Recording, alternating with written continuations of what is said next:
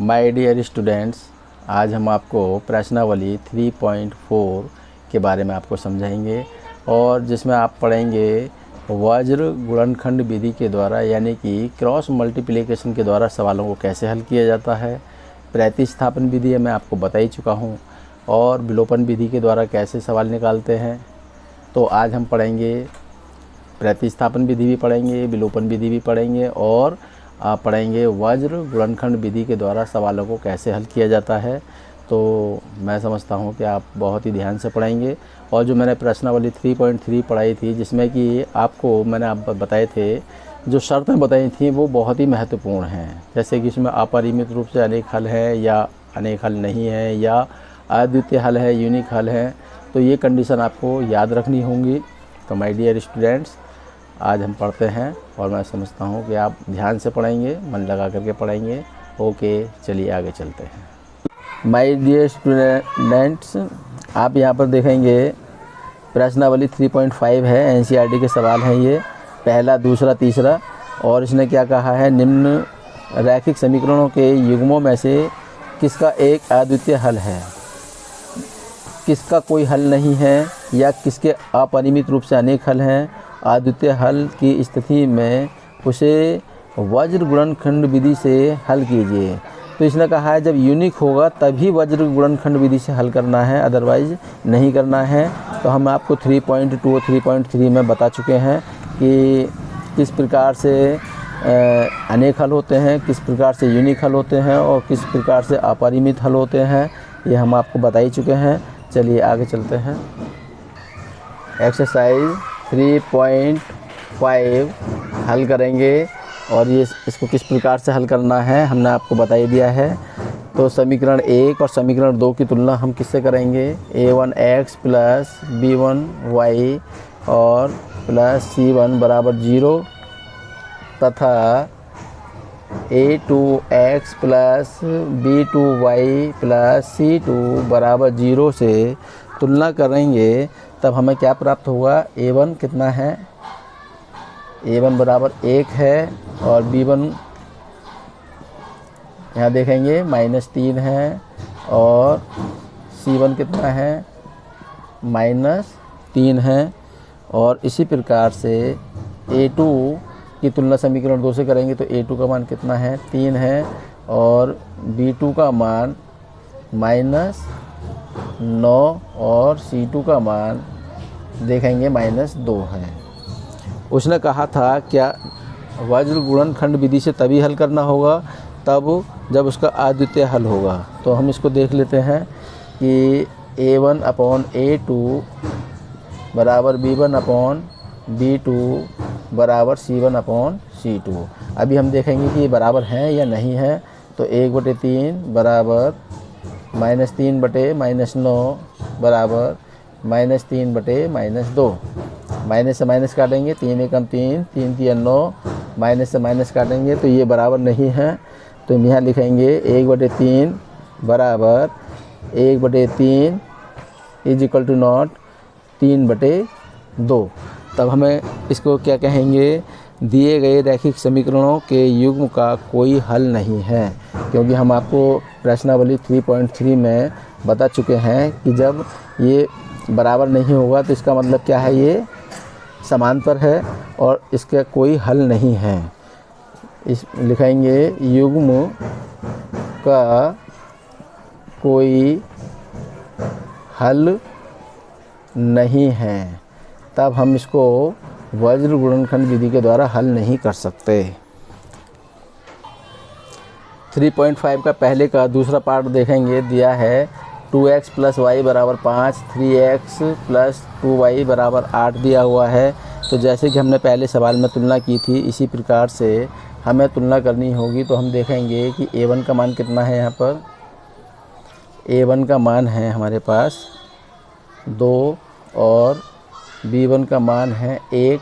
इसका कोई गुणांक नहीं है तो 1 मानेंगे इसको, y बराबर 1 और b1 बराबर 1 हो गया। और c1 बराबर जब 5 को इधर लाएंगे तो माइनस का 5 हो जाएगा। इसी प्रकार से a2 का मान कितना है, 3 है और B2 का मान यहाँ पर 2 है, और C2 का मान जब हम 8 को इधर लाएंगे, चलो हम ऐसा भी कर सकते हैं, इसको अभी दूसरे तरीके से बता देते हैं। जब हम इसको पक्षांतर करेंगे तो ये माइनस हो जाएगा और यहाँ बराबर 0 हो जाएगा। इसको पक्षांतर करेंगे तो ये माइनस हो गया और यहाँ बराबर 0। तो इस प्रकार से देख लेते हैं। तो यहाँ C का मान माइनस है और यहाँ C2 का मान कितना है, -8 प्राप्त होता है। तब हम देखेंगे A1/A2 जो हमारी शर्तें हैं, 3 शर्तें हम बता चुके हैं। तो यहाँ हो गया 2/3, ये हो गया 1/2 और ये हो गया -5/-8। तो हम देखते हैं कि इसमें से कोई भी मान एक दूसरे के बराबर नहीं हैं। तब हम ये कह सकते हैं कि ये इसका एक यूनिक हल है। तो हम यहाँ लिख सकते हैं, क्योंकि जब बराबर नहीं होते हैं तो दिए गए रैखिक समीकरण युग्म का क्या है, अद्वितीय हल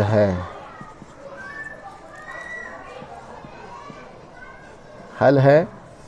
तब हम इसको वज्र गुणनखंड विधि के द्वारा इसको हल करेंगे। चलिए देखते हैं। इसमें एक सूत्र होता है, जैसे कि पहले समझ लेना ज़रूरी है। y और यहाँ 1 लिख देंगे। तो ध्यान से देखेंगे, यहाँ लिखेंगे B1/B2 और यहाँ लिखेंगे C1/C2, यहाँ लिखेंगे C1/C2, फिर यहाँ लिखेंगे A1/A2, यहाँ लिखेंगे A1/A2 और यहाँ लिखेंगे B1 मतलब अपॉन नहीं B1/B2 लिखेंगे। अब क्या करते हैं, इसकी मल्टीप्लाई इसमें करेंगे और इसकी मल्टीप्लाई इसमें करेंगे। चलिए हल करते हैं। तब B1 की गुणा C2 से करेंगे तो B1/C2। चलिए इसको लिखने की ज़रूरत नहीं है, हम इसी के आधार पर इसमें आगे लिख सकते हैं। इसी में बता देते हैं सवाल पहले कैसे करना होगा। अब जैसे कि हमने देखा यहाँ पर B1/B2 के मान कितने हैं, 1/2 हैं। तो यहाँ लिख देंगे B1/B2 1 2 यहाँ लिखेंगे। फिर यहाँ C1/C2 है तो C1 का मान कितना है, -5 है और यहाँ -8 है। और इसी प्रकार से बराबर y बटे लिखेंगे -5 और -8 और इसी प्रकार से लिखेंगे यहाँ A1/A2।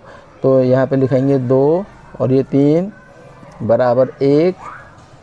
यहाँ पर इसकी गुणा इससे करते हैं और इसकी गुणा इससे, इसकी गुणा इससे और A2 की गुणा B1 से। तो हम यहाँ पर देखेंगे क्या किया गया है। तो यहाँ लिखेंगे 2 और 3 A1/A2 लिखेंगे और यहाँ B1/B2 का मान कितना है, 1 और 2 है। यहाँ इस प्रकार से लिखेंगे। अब इसकी गुणा इसमें करेंगे तो हमने क्या लिखना है, 8 एकम 8 माइनस का 8 हो गया।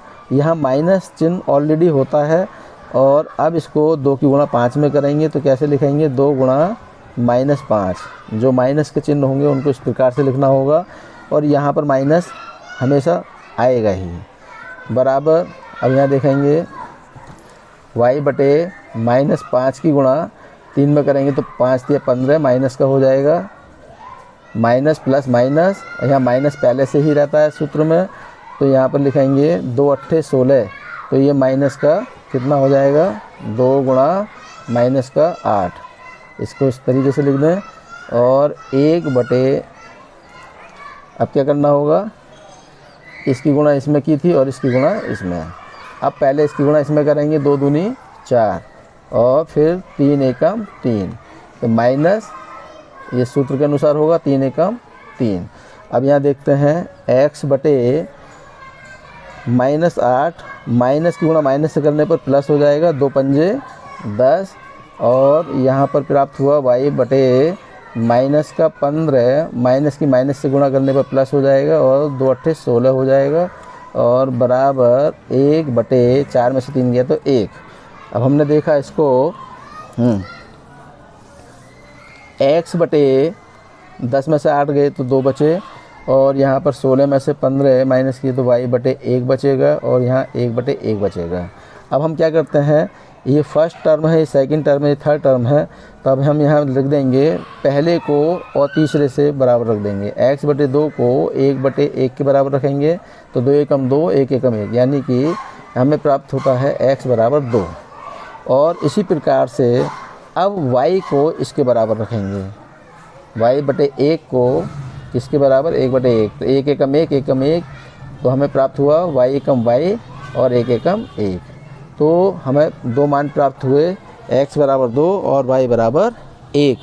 इस प्रकार से इनको हल करना है, यही वज्र गुणनखंड विधि है। इसको हम क्या कहते हैं, वज्र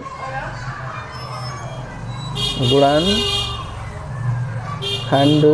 विधि या क्रॉस मल्टीप्लिकेशन मेथड इसको कहा जाता है। पहले का थर्ड पार्ट देखेंगे। 3x - 5y बराबर 20 दिया हुआ है और 6x - 10y बराबर 40 दिया हुआ है। तो माय डियर स्टूडेंट, इसको बराबर को जब 20 को इधर ले जाएंगे बाएं साइड में, तो क्या करेंगे, तो ये प्लस का माइनस हो जाएगा और यहाँ पर 0 हो जाएगा। इसी प्रकार से 40 को अगर यहाँ ले जाते हैं पक्षांतर करने पर, तो ये हो जाता है। अब हम क्या करते हैं, a1x plus b1y plus c1 और बराबर 0 और a2x plus b2y plus c2 बराबर 0 से क्या करेंगे, तुलना करने पर, तो जब तुलना करते हैं तो क्या मिलता है हमें, इसकी तुलना करते हैं समीकरण 1 की, इससे करेंगे। तो a1 का मान 3 है और b1 का मान -5 है और यहाँ पर देखते हैं c1 का मान -20 है।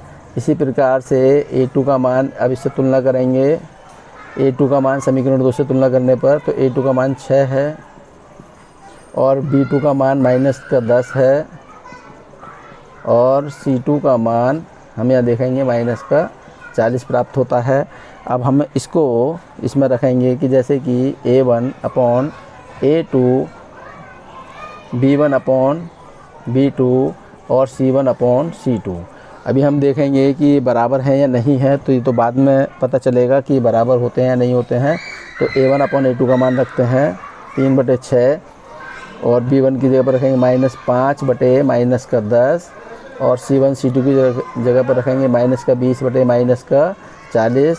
अब यहाँ देखते हैं माइनस से माइनस काटेंगे और 5 एकम 5, 5 दूनी 10, 3 एकम 3, 3 दूनी 6 और 20 एकम 20, 20 दूनी 40। तब हमने क्या देखा कि 1/2, यहाँ पर भी 1/2 और 1/2। तो ये क्या प्राप्त होते हैं, तीनों ही मान बराबर हमें प्राप्त होते हैं। तो हमने प्रश्नावली 3.3 में आपको बताया था कि जब a1/a2 बराबर हो जाता है b1/b2 के और c1/ क्या हो जाता है, c1/c2 अगर बराबर होते हैं, तो ये क्या होते हैं, इसकी शर्त होती है कि ये समांतर होते हैं और इसके अपरिमित रूप से अनंत हल होते हैं। सॉरी, ये समांतर नहीं होते हैं, ये समपाती होते हैं।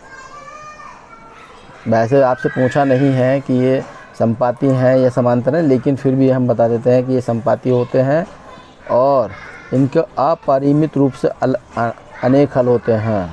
अपरिमित रूप से अनेक हल होते हैं या अनंत हल होते हैं, अनंत हल प्राप्त होते हैं। तो डियर स्टूडेंट्स, उसने क्या कहा था हमसे कि यदि यूनिक होंगे, यूनिक का मतलब है अगर यूनिक, अभी हमने दूसरे सवाल में बताया था, यूनिक होगा तभी हमें वज्र गुणनखंड विधि से हल करना होगा, अदरवाइज़ नहीं। तो हमने देखा यहाँ पर ये प्राप्त होता है। अगर हमें ये a1/a2 is equal to not b1/b2 प्राप्त होता, तब हम क्या करेंगे, वज्र गुणनखंड विधि से हल करते। अब चूँकि ये हमें प्राप्ति नहीं हुआ, तो इसलिए हम इसको यहीं तक करेंगे। तो डियर स्टूडेंट्स, मैंने आपको पहला, दूसरा, तीसरा सवाल बताया है। अब आप चौथे सवाल को स्वयं आप करके मुझे दिखाएंगे और हो सकता है कि मैं टेस्ट में भी इसको पूछ सकता हूँ। अब देखते हैं दूसरा सवाल। इसमें दूसरे में 2 पार्ट्स दिए हुए हैं। ए तथा बी के किन मानों के लिए निम्न रैखिक समीकरणों के युग्म अपरिमित रूप से अनेक हल होंगे। तो जब अनेक हल होते हैं तो अभी आपको कंडीशन बताई गई थी, इसी प्रकार से हमें इसमें अपरिमित रूप से अनेक हल का फॉर्मूला प्रयोग करना होगा। चलिए आगे चलते हैं। एक्सरसाइज 3.5 का दूसरे का पहला सवाल हम देखेंगे, इसको हल कैसे करना है। 2x + 3y = 7 समीकरण 1 है और a - bx + a + by = 3a + b - 2 इस प्रकार से दिया हुआ है। तो जब ये दिया हुआ है तो हमें इसमें एक संशोधन करना है कि 7 को पक्षांतर करेंगे तो ये क्या हो जाएगा, प्लस का इधर जाने पर माइनस हो जाएगा और बराबर 0 हो जाएगा। इसी प्रकार से जब हम इसको पक्षांतर करेंगे तो यह माइनस का हो जाएगा और बराबर 0 हो जाएगा। अब हम a1 x + b1 y + c1 = 0 और क्या लिखेंगे, a2 x + b2 y + c2 = 0 से क्या करना है, तुलना करना है, कंपैरिजन करना है। तुलना करने पर तब हम देखेंगे, इसकी तुलना समीकरण 1 से करेंगे और इसकी तुलना समीकरण 2 से करेंगे। तब हमने देखा कि a1 का मान कितना प्राप्त होता है, 2 और b1 का मान 3 और c1 का मान -7 प्राप्त होता है। इसी प्रकार से a2 का मान, इसकी तुलना इससे करेंगे तो a2 का मान, a2 के स्थान पर क्या है, a - b है और b2 के स्थान पर हमने देखा a + b है और क्या है, कॉमा c1। अब c1 से जब c2 से जब तुलना करेंगे तो हमें प्राप्त होता है ये माइनस का 3a + b - 2 ये प्राप्त होता है। अब चूंकि उसने हमें शर्त दी थी, क्या शर्त दी थी, दिए गए रैखिक समीकरण युग्म के अपरिमित रूप से अनेक हल हैं, तब उसने कहा अपरिमित रूप से अनेक हल हैं। जब उसने एक कंडीशन हमें दी है कि अपरिमित रूप से इसके अनेक हल हैं, तो हम इसका फॉर्मूला जानते हैं कि जो a1/a2 होता है वो बराबर होता है b1/b2 और c1/c2 के बराबर होता है। तो ये इसकी कंडीशन है। जब रैखिक समीकरण युग्म के अपरिमित रूप से अनेक हल प्राप्त होते हैं तब हम इस फॉर्मूले का प्रयोग करेंगे। अब यहाँ पर इसका मान रखेंगे, a1 के स्थान पर 2 और a2 के स्थान पर a - b रखेंगे, a - b। b1 के स्थान पर 3 रखेंगे और b2 के स्थान पर कितना है, a + b रखेंगे। c1 के स्थान पर -7 रखेंगे और c2 के स्थान पर माइनस का 3a + b - 2 रखेंगे। इस प्रकार से अब हमें क्या करना होगा, पहले वे दूसरे से और दूसरे वे तीसरे से। तो हम क्या करते हैं, पहले को पहले दूसरे के बराबर रख लेते हैं। चलिए हल करते हैं। 2/a - b बराबर, तो हमने क्या किया, इसको, ये पहला टर्म है, ये सेकंड टर्म है, थर्ड टर्म है, तो पहले को तीसरे के बराबर रख दिया। चलिए तो तीसरे के बराबर रखेंगे, यहाँ लिख देते हैं फर्स्ट एंड थर्ड। चलिए आसान तरीके से बताते हैं, माइनस को माइनस से काट देते हैं। अब हम कहते हैं ये फर्स्ट है और ये सेकंड है और ये थर्ड है, तो हम पहले फर्स्ट एंड सेकंड को ले लेते हैं। फर्स्ट एंड सेकंड को इससे इसको बराबर रख लेते हैं। तो 2/a - b बराबर 3/a + b। अब इसको हल करेंगे तो क्या करेंगे, a + b की गुणा इसमें करेंगे 2 में, तो 2 की गुणा a में होगी और प्लस 2 की गुणा b में होगी। 2b बराबर 3 की गुणा a में होगी और -3 की गुणा b में होगी। अब इसमें देखते हैं, इसको पक्षांतर करने पर क्या प्राप्त होता है। चलिए इसको ले जाते हैं उधर।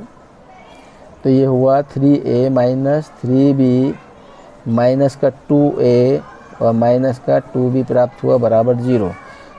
चाहे तो हम राइट हैंड साइड को लेफ़्ट हैंड साइड ला सकते हैं, लेफ़्ट हैंड साइड को राइट हैंड साइड में ले जा सकते हैं अपनी सुविधा के अनुसार। तो 3a में से 2a माइनस करने पर क्या प्राप्त हुआ, हमें a प्राप्त हुआ, और माइनस 3b में से और माइनस 2b माइनस माइनस दोनों को जोड़ देंगे तो 5b प्राप्त होगा और बराबर 0 हमें प्राप्त हुआ।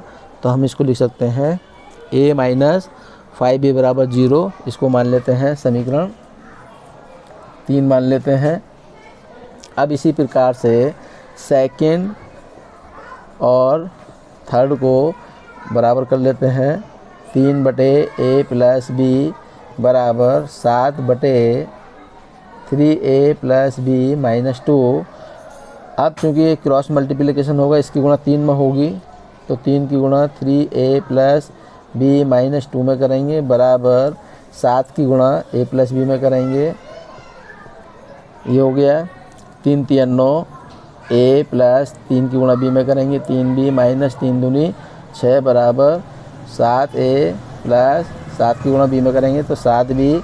इसको इधर लाने पर पक्षांतर करने पर तो ये हो जाएगा 9a plus 3b minus 6 minus का 7a माइनस का 7b बराबर 0। हमने राइट हैंड साइड को लेफ़्ट हैंड साइड में ले लिया। 9a में से 7a माइनस करेंगे तो कितना प्राप्त हुआ, 2a प्राप्त होगा। और यहाँ पर क्या है, 3b है और ये माइनस 7b है तो माइनस के 4b बचेंगे और यहाँ पर माइनस 6 प्राप्त हुआ बराबर 0। अब इसको हल करते हैं, 2 कॉमन ले लेते हैं इसमें से, तो a माइनस 2b बराबर 6, 2 का भाग देंगे 2 3 6 बराबर, ये माइनस था अभी यहाँ पर, तो हम इसको लिख सकते हैं, 2 कॉमन ले सकते हैं। चलिए दोबारा से करते हैं इसको। यहाँ पर 2 कॉमन लेने पर हमें प्राप्त हुआ a माइनस 2 दूनी 4b माइनस 2 3 6 बराबर 0। 2 का भाग 0 में देने पर 0 होगा। अब इसको लिखा जा सकता है a माइनस 2b, अब ये माइनस 3 है, इसको पक्षांतर करने पर बराबर 3 हो गया और ये मान लेंगे समीकरण 4 मान लेते हैं इसको। अब हमारे पास समीकरण 3 और समीकरण 4 प्राप्त होती हैं। अब क्या कह सकते हैं कि समीकरण 4 से समीकरण अगर 3 को क्या करेंगे, घटाएंगे, क्योंकि हमने यहाँ देखा ये भी माइनस है, ये भी माइनस है। चूँकि a धनात्मक है यहाँ पर भी और यहाँ पर भी, और यहाँ b माइनस है, यहाँ माइनस है, तो हम लिखेंगे घटाने पर a माइनस 2b बराबर 3, a माइनस 5b बराबर 0। अब यहाँ देखेंगे हमने क्या लिखा घटाने पर, तो माइनस ये प्लस हो जाएगा, इससे इसे कैंसिल करेंगे, प्लस के 5b में से 2b जाएगा तो कितना बचेगा, 3b बचेगा और बराबर 3 बचा, 3 एकम 3, यानी कि b बराबर 1 प्राप्त होता है। अब b बराबर 1 है तो समीकरण 3 में रखने पर b बराबर 1, समीकरण 3 में रखने पर क्या लिखेंगे, 3 में रखने पर हमें प्राप्त होता है a माइनस 5b, b के स्थान पर हमें क्या रखना होगा यहाँ पर 1 और बराबर 0, तो a माइनस 5 एकम 5 बराबर 0, तो a बराबर कितना प्राप्त होता है, हमें प्लस का 5 प्राप्त होता है। तो हमें 2 संख्याएं प्राप्त होती हैं, a बराबर 5 और b बराबर 1। तो यहाँ लिखेंगे a बराबर 5 और b बराबर 1, यही इसका आंसर है। प्रश्न नंबर 2 का अब हम दूसरा भाग देखेंगे। दिया है हमें, तो उसने कहा हमसे कि k के किस मान के लिए निम्न रैखिक समीकरणों के युग्म का कोई हल नहीं है। तो इसमें हमें शर्त मिली है कि कोई हल नहीं है, तब हमारे पास ये समीकरण 1 है और ये समीकरण 2 है।